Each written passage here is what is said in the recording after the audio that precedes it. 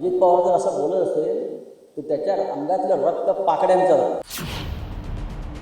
संजय राऊतांच्या या आक्रमक भूमिकेला कारण ठरलंय भारत पाकिस्तान सामना.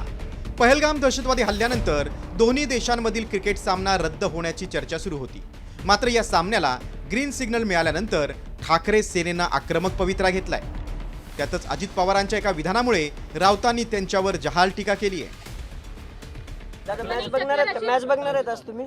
भारत पाकिस्तान मॅच मला जमणार नाही. माझं 9-10 वाजेपर्यंत कार्यक्रम आहे. नंतर मॅच आहे. अरे 9-10 वाजेपर्यंत मॅच संपते. बघू आता तुमचा आग्रह आहे तर सगळं झाल्यावर वेळ असेल तर बघेल. अहो तो पाकिस्तानीच आहे, अर्धा पाकड्याच आहे तो. अजित पवार जर असं बोलत असेल तर त्याच्या अंगातलं रक्त पाकड्यांचं रक्त आहे. कळलं? जर ही भाषा असेल अजित महाराष्ट्राच्या एका मंत्र्याची तर ही भाषा राष्ट्रभक्त नागरिकाची नाही आहे. इतकंच काय तर राऊतांनी भारत पाकिस्तान सामन्यावरून एकनाथ शिंदेंवरही कठोर शब्दात टीका केली. त्यामुळे शिंदे सेनाही आक्रमक झाली. अरे लोक आहेत का? अरे एकनाथ शिंदे आणि त्यांचे लोक एक नंबरचे शतमूर्ख, राष्ट्रद्रोही, पैशासाठी हपापले. त्यांचा जुगार लागला असेल त्या भारत पाकिस्तान, तसली नैतिकतेच्या गोष्टी आम्हाला सांगताय तुम्ही. रमेश संजय राऊत हा दररोज सकाळी माईक पुढे येऊन निर्लज्जपणाचं प्रदर्शन करतो. बेशरमपणा काय असतो, कोडगेपणा काय असतो, निर्लज्जपणा काय असतो याचं उदाहरण जर कोणाला बघायचं असेल तर त्यांनी संजय राऊतची प्रेस कॉन्फरन्स बघावी.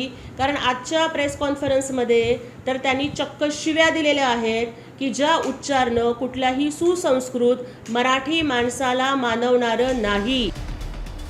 दरम्यान राऊतांनी केलेल्या टीकेनंतर अजित पवारांनी कुणी काय पाहावं याचा प्रत्येकाला अधिकार आहे अशा शब्दात पलटवार केला. तर उद्योगमंत्री उदय सामंतांनी राऊतांच्या बोलण्याला महत्त्व देण्याची गरज नाही अशी टीका केली. खेळाकडं खेळाच्या नजरेतनं बघावं का न बघावं हे प्रत्येकाचा अधिकार आहे. तो संविधानाने आणि बाबासाहेब आंबेडकरांच्या घटनेने आपल्याला दिलेला आहे. सत्ताधारी पक्षाच्या विरोधात काही ना काही भूमिका घेण्याचं निमित्त हे विरोधक पाहत असतात. विधानसभेला, लोकसभेला, उपराष्ट्रपती पदाच्या निवडणुकीमध्ये सारखं बोलून कुठेही कसलाही परिणाम झालेला नाही. आपण सगळ्या मीडियानीच आम्हाला दाखवलेलं आहे. त्याच्यामुळे त्यांच्या बोलण्याला महत्त्व देण्यापेक्षा आम्ही जे प्रामाणिकपणानं काम करतोय ते लोकांपर्यंत पोचवणं यासाठीच आम्ही सगळे लोक प्रामाणिकपणानं पुढे जातोय. भारत पाक सामन्यावरून राजकारण्यांचा खेळ सुरू आहे.